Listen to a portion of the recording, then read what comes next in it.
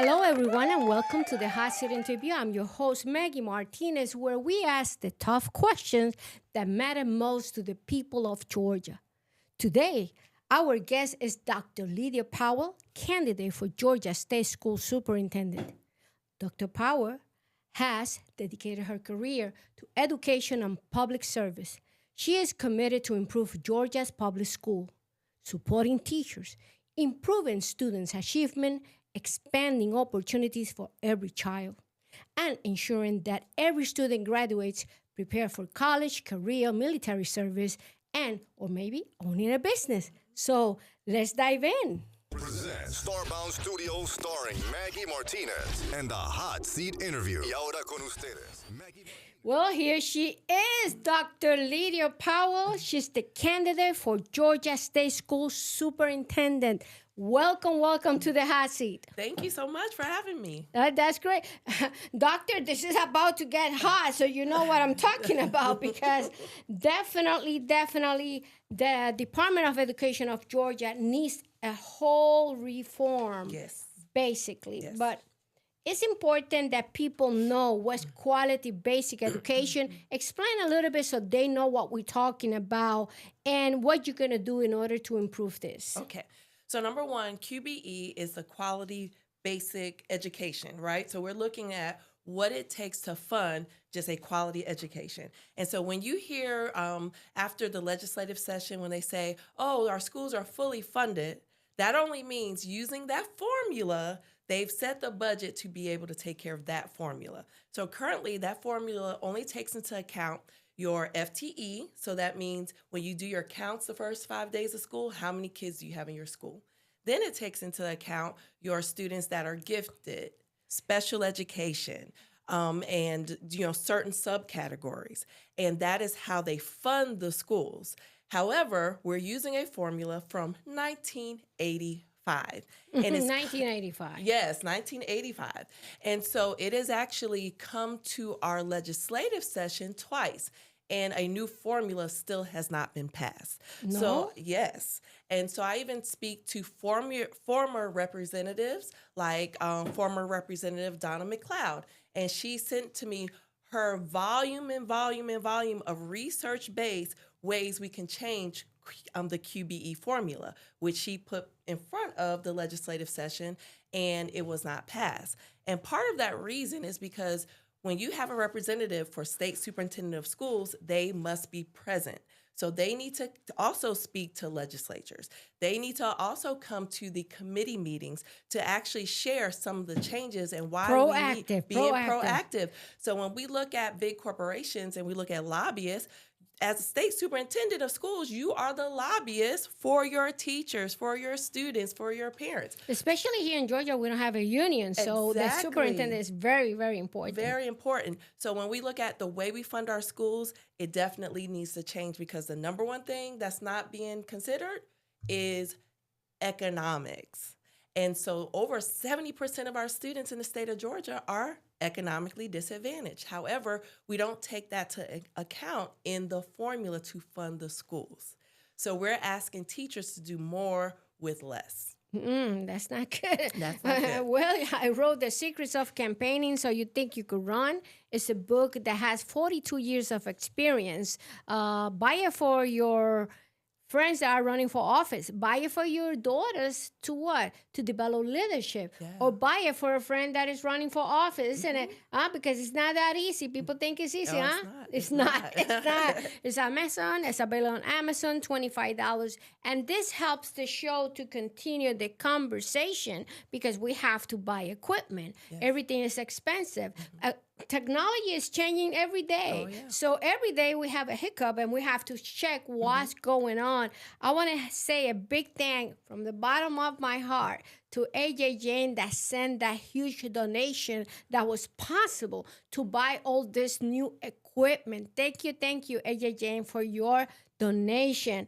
Well, teachers, classroom supplies, there's no longer there. And you know, right now the parents are going through a lot. Yes. And if we can provide the teachers with that card for supplies, one in August and one in January. Do you think we could go back to this? Okay, so when I looked at the budget, I see consecutive years where we had a surplus in our budget for our state, but also for our school system.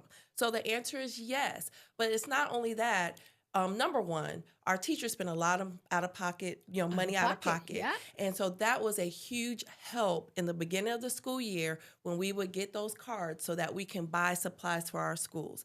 But the second thing is we also had the tax-free weekends as well. And we no longer have that. And it wasn't until I spoke to Representative Jackson this weekend, and he reminded me that that is something as a parent, you had tax-free weekend before your child went back to school, where you could buy school supplies, school clothes, and technology for your students.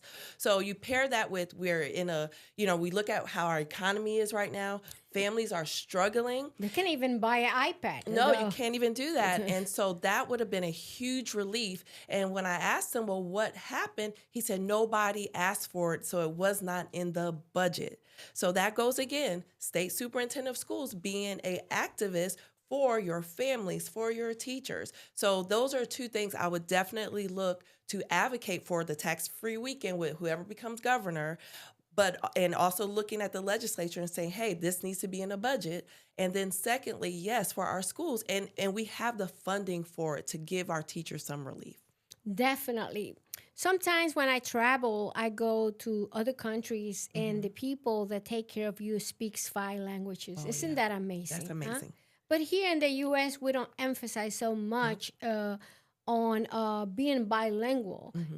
What is your take in terms of, and what is your vision for bilingual education here in Georgia? Okay, so I am a huge proponent of bilingual education. I'm originally from New York. So everywhere you go, you hear a multitude of languages. And then I went to high school in Fort Lauderdale, South Florida. So of course, if you were not bilingual, you could not get a job in South Florida, especially Miami. You had to speak Spanish and English to get a job. And this is just a job even at the mall.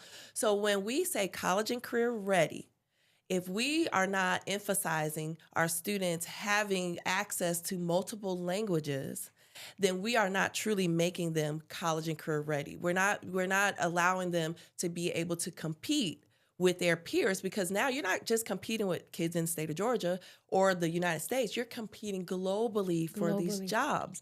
And so when we look at STEM careers and who leads in STEM, and we have to make sure our kids have a seat at the table. And by doing that, that's one of the reasons I added ESOL to my certificate, because I wanted to definitely work with various populations. That's why I emphasized to my own children in my home about exposing themselves to multiple languages. I grew up in a multilingual household as well. My dad is Puerto Rican, and I also learned dialects of, patois and things of that nature because my mom's Jamaican. And so, but it is very important for our students to be exposed. And there are certain counties that understand that. So for example, Henry County schools have put it in their requirements for graduation. You must take 2 years of a world language. Currently, in the state, if you want to go to college, a 4-year university, you have to take it. But Henry County has leveled it up and saying, no, even if you're not going to go to a 4-year, we want all of our students to be exposed to at least 2 years. And that can include sign language, that can include coding for computer science, because that's a separate language. So I think giving the school systems the resources. It's so important. It's so important. Yes, if I don't know coding, I cannot do this show. Exactly. You won't be able to do the show. So we have to make sure our schools have those resources, because currently we have only Spanish and French in our school. If you want to take any other language, you have to take it online, because we don't have the resources, the points to hire more teachers. Then when you look at the Spanish classes, you're looking at classes with 40 kids, 38 kids in a class, because we have only 2 Spanish teachers and 1 French. But if we were able to get an extra point, we can offer additional classes. We can even offer advanced placement classes in French and Spanish to really give our students a heads up. That would be awesome. Yes. Awesome. Yes, because we want to prepare our children for global jobs. We want to be able to prepare them to work for government or, close some of these gaps, and having multiple languages will help. So We bring the best of the best to the hot seat interview. We are speaking with Dr. Lydia Powell. She's running for Georgia State Superintendent for all the schools in Georgia. And what she brings to the table is a plethora of experience that will reform the Department of Education, because we really need to put this department to what is it now, right? With the AI and all this new technology. You know how it is. Yes. Concerns about high school dropout rate. I think somehow we bore the kids at school and they're not really taking classes in high school that you might say, oh, this will get them ready for the workforce. Now, we have a program that is called Career Technical and Agriculture Education. The acronym is CTAE. Will you strengthen this program, because it really needs money and teachers and classroom so we can make the students ready for the workforce? Exactly. So I did my dissertation on dropout rates in Georgia. You see? Look at this. Oh, Look my at that. God. And so what I received from that, just looking at my data and literature reviews and my surveys, students are just, you hit the nail on the head. The engagement is not there. And when students get to a certain age, they feel like they're learning the same thing over and over. Yeah. Some students have to work. They want to have skills so they can actually go into the workforce. Yes. CTAE does that. So when you have a career tech education program in your school, the student is in a pathway. So while they're in that pathway, they're learning the different levels. And then at the end of their pathway, they take a certification test. So that gives them industry certification. Wow. So as a student, you can come out of high school with a CNA, Certified Nursing Assistant. Oh, that's excellent. Excellent, right? You can come out with ServSafe certification, where you can get a job straight in a restaurant and already be certified in that. But again, it takes funding, not only the funding for the teacher, but you want to make sure you have the funding for the actual classroom. So if I want to have an engineering program, materials and equipment. Yes, I have to have a lab with the state-of-the-art Yeah, equipment. not the old equipment. Not old equipment. Because if a student has an interview and you have old equipment, how are you going to speak to what that job entails in that interview when you have outdated equipment? Right. And so I've even lost career tech teachers because the district was not providing the resources the teacher needed to actually create a really good program. The other thing, we want to attract people from the industry to come in. I want my career tech education teachers to actually have experience in that field. So if you want to get a person with a degree in engineering to come, you need to pay them. You got to pay them. You have to pay them. A computer scientist, you have to pay them. And so if I go and teach them about all this, you have to pay you're going me. to have to pay you, right? And so we need to make sure we have that. And we have to ensure that we engage our community, because part of having a career tech education program, you want to have an advisory board of people that are in the industry now that can talk to the students, that can tell the students about what's going on, and also give the students opportunities to have internships in the field. Because we know it's not enough to have a degree, high school diploma. Jobs want to know about your experience, actually doing the job. So just pairing that with ensuring we have that funding, but engaging our businesses. Georgia is the number one place to do business. We have to make sure those businesses are giving back to our local schools and communities. Excellent, excellent. Well, and this is related to student debt. A lot of students cannot go to college because either the parents don't have good credit, and now with this situation that we're living in the U.S., it's less money because parents are trying to make ends meet, right? Yes. So it's not easy to sign for student loans. And I think this program is so important, so important. Do you think that this program can somehow be reformed and with the budget that is necessary to make it happen? Do you think that's possible? Because I don't know what's holding back. Well, it's not putting the resources in the right places.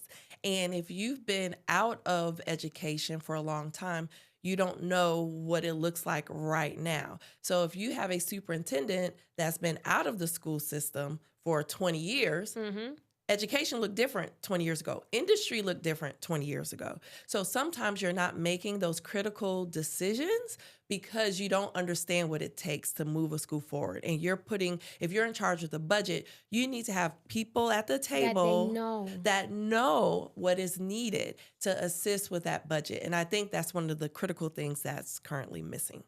Talking about early intervention program, and just so people, they call it EIP, but it's really those students that struggle to learn because of different disabilities or, and we have to accommodate them in the program. Do you believe the current program is meeting its goal? I would say yes and no. So I would say yes because the QBE formula does take into account EIP. So looking at student readiness, there's also funding in the budget for student readiness. Where we drop the ball is having qualified teachers to work with those students and having a system to identify those students. So when you don't have the staff needed to actually do progress monitoring, to look at test scores, and actually put those students in the correct classes, then we're missing some kids. So, and we're also missing the funding for certain students. If you don't have a team that knows how to create a master schedule, that is not happening. Yes. They just put the kids in the classroom and they expect the teacher to deal with that. But that's not the expertise of that teacher. Exactly. If you're teaching math, you're not there to take care of a student that is in an EIP program. Exactly. Or the other one, I think is 419 or 509. I forgot. Yes, 504, things like that. And so, number one, if I don't know how to schedule these students, so it starts with scheduling. I used to be a master scheduler for my previous school.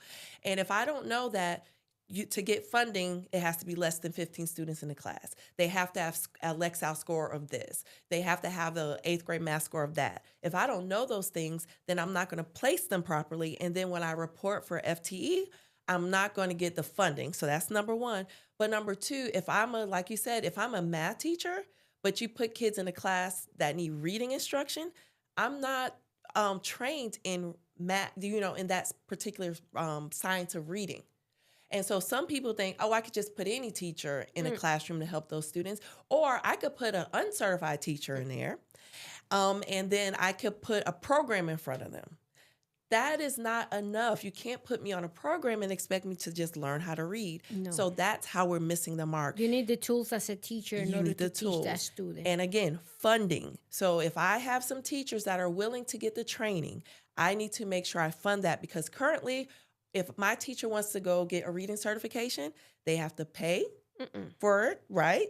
Then they have to pay for the certification test. And the gas. And the gas, right? And so I have teachers that pay thousands of dollars just to get, the special certifications so they can help our kids. They shouldn't have to pay for that. And also the governor of Georgia eliminated reciprocity. Yes. In other words, we cannot bring the teachers that we have in Puerto Rico, for example, or any territory, which they have a lot of skills in terms of teaching, because their license is good over there, but it's not good over here. I think that was a very bad decision. That was a decision that just does not help our kids. I'm a Georgia educator. Why? Because of Florida reciprocity. I took my education there. I took all my certification exams there. I was able to come to Georgia and get my certificate changed into a Georgia certificate. Not me. I had to recertify too, and my husband too. Exactly. And when I look at my teachers, I have a lot of teachers from different countries that have doctorate degrees and experience it. And they are here on like special permission to teach, but they're not fully certified. So they're getting half the salary. Half the salary, yeah. But you have to study and pay your master and your doctorate degree. You see where I'm going? Exactly. No Child Left Behind. The purpose was to leave no child left behind. What lesson has Georgia learned from No Child Left Behind Act, and what policy will you implement to improve student achievement in Georgia? All right, so when we look at No Child Left Behind, unfortunately, one of the errors in it was looking at the snapshot. So a student takes a test and that's who the student is. That's, and we're going to hold them back because they have to meet this milestone and it's captured in one test. We need to look, and that's something we learned we shouldn't do. We need to look at growth, all right? A student may not be on level However, did they grow, and how many grade levels did they grow in 1 year? We also need to consider when we're looking at the No Child Left Behind, the totality of evidence around that child. We need to look at the wraparound services that are provided for that student. And so achievement does not look like just a standardized test. Yes, we need to have benchmark tests. Right. Yes, we need to have accountability. We need to have a way to measure our students. But the way we're measuring our students currently, we're just testing to test, and we're not getting accurate results, but we're also not doing anything with those results. So we need to test students like maybe 3rd grade, 8th grade, 11th grade. We need to test them on the appropriate things, and we need to do something with that data and be accountable for doing something with that data. And that goes hand in hand with reading. Yes. Reading is another thing. That's just a whole show just to talk about Yes. reading. Yeah. Teacher-student ratio. We are killing our teachers. 35 students per class, 40 students per class. How can you teach math to a student one-on-one if you have so many kids in the classroom? It's impossible. Yes, yes.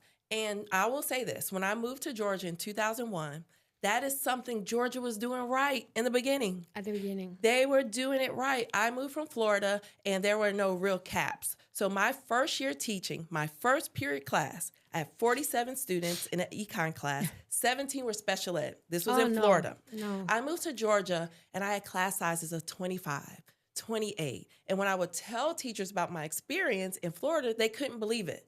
Now we're doing the same thing. The same thing. And so when you do your research, Maddie he's a researcher for education, and he basically looks at effect size, and he looks at things you could change in a school to make that effect size be greater so students can have more gains. It's actually Hattie. And one of the things he says is the number of students in a class has a small effect size, but instructional strategies and the teacher has a huge effect size.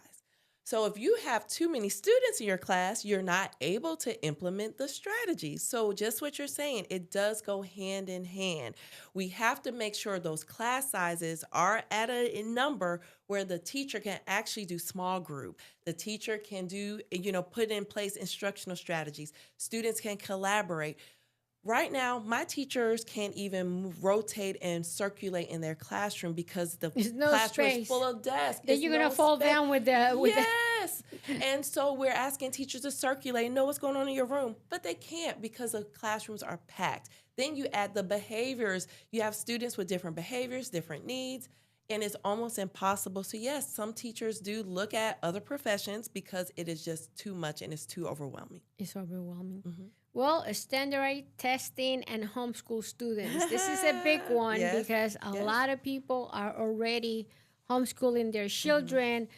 Some states, including California, require standardized testing and other forms of academic assessment that not only measures what they need to know, like math, science, etc., but they also measure knowledge that they acquire.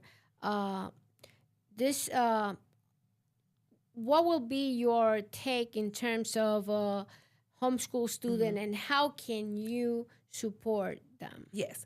So I understand, when we look at homeschooling and when students transition out of the homeschool to the traditional school, there are different reasons why they were homeschooled. And all of those reasons are valid. And I understand why parents homeschool. You want to know why? I believe that because I homeschooled my son for 2 years, and I'm a teacher, and I didn't personally homeschool them because I was teaching. I had someone else homeschool him, and it was because his needs at that time were greater than the school could do. Right. And so when I look at the class size for this elementary class, it was huge. My son had deficits in reading, and he was not getting reading support because, again, the teacher was an elementary teacher, not a reading teacher. Right. He didn't score low enough to be pulled out or be in a special class, but he needed reading support. So there was a lady who actually started a homeschool program for students that were super smart but needed some one-on-one and smaller class sizes. So I did that for my child. And so I definitely understand that. But we need to make sure there is some oversight and some commonality, because these children, some of them do transition to a traditional school.